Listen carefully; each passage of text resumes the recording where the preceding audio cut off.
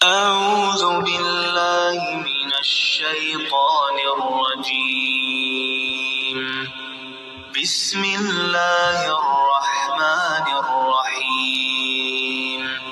مسعود الرحمن عثمانی صاحب کا جنازہ ہوا اور ادھر یہ بات بھی ہوئی کہ ہم جس طرح پہلے تحریک چلا رہے تھے، جس طرح پہلے کہتے تھے کہ شیعہ کافر ہیں، ہم اب بھی کہیں گے۔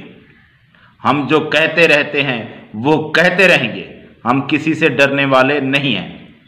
یہ باتیں جب ہوئیں تو اس کے جواب میں رافضی ہمدرد نے ایک کلپ بنایا اور اس کے اندر کہا کہ یہ بہت ہی غلط روش ہے، غلط راہ پر لوگوں کو لگایا جا رہا ہے، یہ بات ٹھیک نہیں ہے، لوگوں کو کافر نہیں کہنا چاہیے۔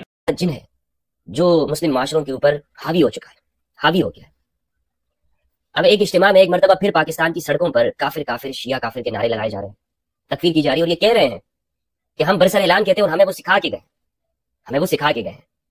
اب چونکہ وہ دنیا سے چلے گئے، میں اس پہ کچھ کہنا نہیں چاہتا، لیکن یہ ہمارے کیسے اکابرین ہو سکتے ہیں کہ جو ہمیں تکفیر سکھا کے چلے جائیں، جو ہمیں کسی کو کافر کہنا سکھا کے چلے جائیں، ورنہ تو یہ چاہیے کہ ہمیں محبت کا پیغام سکھایا جائے۔ اور کہا کہ یہ کفر کا فتویٰ کیوں لگاتے ہیں؟ کہا کہ یہ سمجھتے ہیں کہ صحابہ کو برا بھلا کہنے سے، گالیاں دینے سے کیا کوئی کافر ہو جاتا ہے؟ اس طرح نہیں ہے۔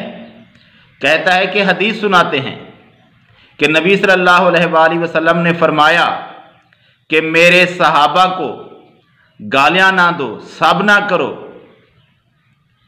تو یہ کون لوگ تھے؟ کس سے کہا؟ تو کہا کہ خالد بن ولید رضی اللہ تعالیٰ عنہ نے عبد الرحمن بن عوف رضی اللہ تعالیٰ عنہ کو سب کیا تھا، نبی صلی اللہ علیہ وآلہ وسلم نے اسے منع کیا۔ تو کیا خالد بن ولید رضی اللہ تعالیٰ عنہ نعوذ باللہ کافر ہو گئے؟ نہیں، نبی صلی اللہ علیہ وآلہ وسلم نے نہیں کہا۔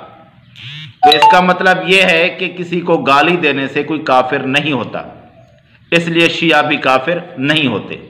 آگے چل رہے ہیں اور بتا رہے ہیں کہ یہ صحابہ کی گستاخ ہیں۔ تو میں عرض یہ کر رہا تھا کہ صحابہ کی توہین بھی اگر مان لی جائے، گالی دینا، تو یہ کوئی کفر کی بات نہیں ہے۔ صحیح مسلم میں پورا چیپٹر موجود ہے، باب التحریم میں سب صحابہ، صحابہ کو گالی دینے کی حرمت، اور اس میں جو روایت پیش کی گئی ہے وہ روایت بھی اگر آپ پڑھیں گے تو آپ کو معلوم ہوگا کہ بھائی خالد بن ولید اور عبد الرحمن بن عوف کا واقعہ۔ خالد بن ولید عبد الرحمن بن عوف کو سب و شتم کر کے گالی دے کر کوئی کافر تو نہیں ہو گئے، گالی دی ہے، سب کیا ہے، کیا ہوا ہے؟ اسے حرام ہے، زیادہ سے زیادہ آپ یہ کہہ سکتے ہیں کہ حرام ہے، اور حرام اس سے کوئی کافر نہیں ہوتا ہے بندہ۔ لیکن آپ اس چیز کو لے کر چلتے ہیں اور اس پہ پوری موومنٹ آپ نے بنائی۔ ٹھیک بھائی، یہ بات آپ کی مان لی کہ آپ کہتے ہیں کہ صحابہ کو گالی دینے سے کوئی کافر نہیں ہوتا، اور آپ الزام لگاتے ہیں بنو امیہ پر کہ انہوں نے علی رضی اللہ تعالیٰ عنہ کو سب کیا، گالیاں دی ممبروں پر۔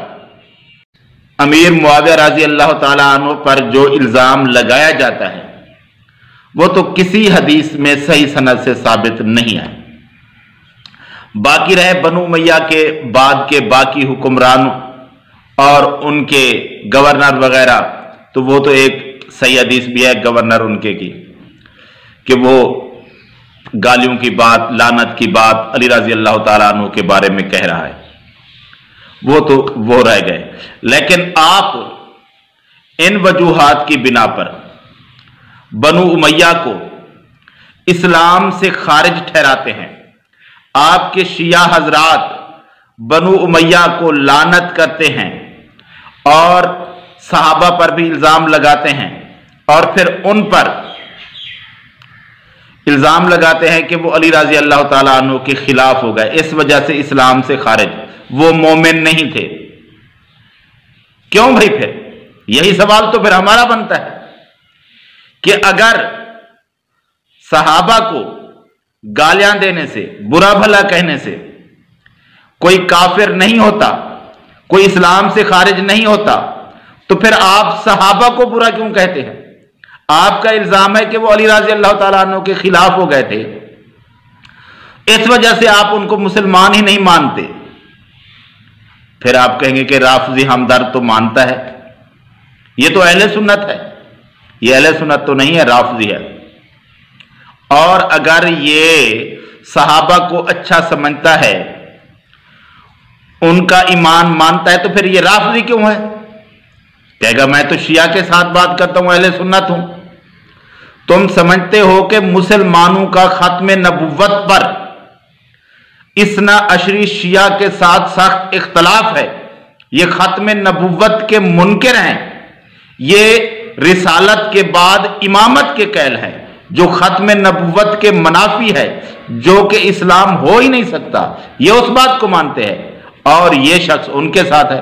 फिर ये कैसे हो गया अहले सुन्नत और राफजी ना हुआ? तो बात यह है कि हमारा तो यही एतराज है, अगर कोई किसी के खिलाफ हो गया या किसी पर तनकीद कर दी या सब कर लिया, गाली दे दी, तुम उसे इस्लाम से खारिज कर रहे हो। यही तो हमारा सवाल है कि अगर बिलफर्ज किसी ने, सहाबी से तो साबित नहीं, किसी बाद के शख्स ने कुछ कह दिया, गुनाहगार हो गया, जो कुछ हो गया, लेकिन आप उसे इस्लाम से खारिज फिर क्यों कर रहे हैं? आप क्यों कहते हैं कि बनु उमैया खराब है? फिर यही तो आपका मसला है।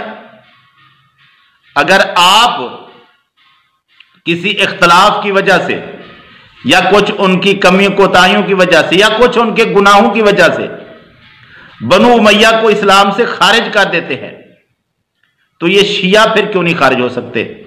और यहां मामला फिर ये सब तक नहीं है। शिया के साथ मामला सिर्फ सब तक नहीं है, सिर्फ गाली का नहीं है, ये सहाबा को काफिर करार देते हैं, नाउजुबिल्लाह। ये हर शख्स जानता है, नहीं जानता तो एक ऐसा राफजी नहीं जानता जो मानता नहीं है। ये सहाबा को काफिर करार देते हैं, ये उन पर लानत भेजते हैं। ये अगर इनका मुसलमानों के साथ, सहाबा के साथ इख्तलाफ नहीं तो ज़ियारत आशूरा किस वजह से पढ़ते हैं ये खबीस? और ये सहाबा पर लानत किस वजह से भेजते हैं? नाउजुबिल्लाह मिन ज़ालिक। ये अभी तो वाक़या हुआ था गिलगित वाला। तो हमारा तो ये मसला है कि एक तो इनकी इमामत, ये तो इस्लाम के मुनाफी है, दूसरे इनके बहुत सारे अकायद हैं। और सहाबा को अगर ये काफिर कह कर काफिर नहीं है, क्योंकि ये काफिर कहते हैं और बहर बैठकर तो बरमला कहते हैं, जैसे यारी कहता रहता है, और जैसे ये इनका पाकिस्तान के अंदर रहता हुआ ढक्कू कहता था, और ये बरमला सहाबा को बुरा भला कहते हैं, कुफ्र के फतवे लगाते हैं, ये तो सब लोग जानते हैं। और अगर कोई शख्स किसी सहाबी को काफिर कहकर काफिर नहीं होता, तो किसी आम शिया को काफिर कहकर कोई शख्स कैसे काफिर हो सकता है? बात यही समझने की है ना, कि अगर आप कहते हैं कि ये शिया सहाबा को काफिर कहने के बाद भी काफिर नहीं हैं, तो आम मुसलमान शिया को काफिर कहने के बाद काफिर कैसे होगा? और अगर आप कहते हैं कि किसी को काफिर कहने से बंदा काफिर हो जाता है, तो शिया सहाबा को जिनका ईमान कुरान और हदीस के मुताबिक है, जिनकी गवाही कुरान और हदीस देते हैं, उनको अगर सहाबा को काफिर कहने से शिया काफिर हो गए हैं, तो फिर काफिर को काफिर कहने से क्या बुरा है? फिर तो काफिर है। अगर किसी को काफिर कहने से कोई काफिर होता है, तो इन्होंने सहाबा को काफिर कहा और ये काफिर हो गए, फिर हमने काफिर को काफिर कहा तो क्या हुआ? और अगर ये सहाबा को काफिर कहने से काफिर नहीं है, तो फिर हम इनको काफिर कहने से कैसे काफिर बनेंगे? ये तो समझाए ना हमें, यही तो बात है। हां, और अगर जो शख्स,